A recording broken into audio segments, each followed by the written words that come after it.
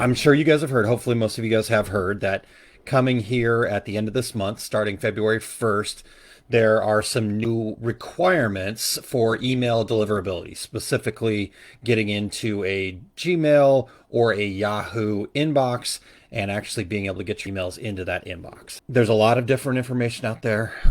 It's an alphabet soup of things to try to figure out. You've got DMARC, you've got SPF, you've got DKIM, et cetera, et cetera, et cetera, right?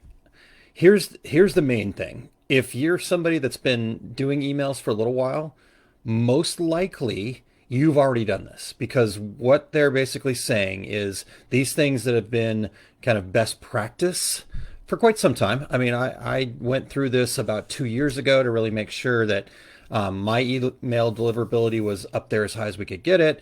And, so went through, I had somebody come in and set the DKIM and the SPF and all that other stuff. So that's kind of been best practice for a while. What is happening is Gmail and Yahoo have said, hey, that is no longer best practice. That is now going to become a requirement.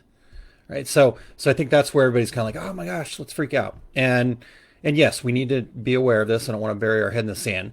But here's what I've been able to figure out. Now, this is mainly for anybody that sends more than 5,000 emails a day.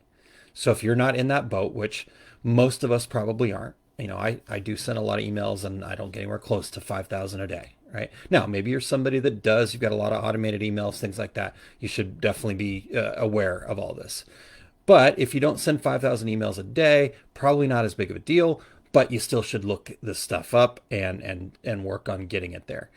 So that's number one. Number two is it's a lot about what they call A2P, automation to people, right? So if you're using a program that does automation, or you're using, the email server services out there, right? They should all be telling you. So I've gotten emails from SendGrid, which I use. I've gotten emails from Kartra, which I use.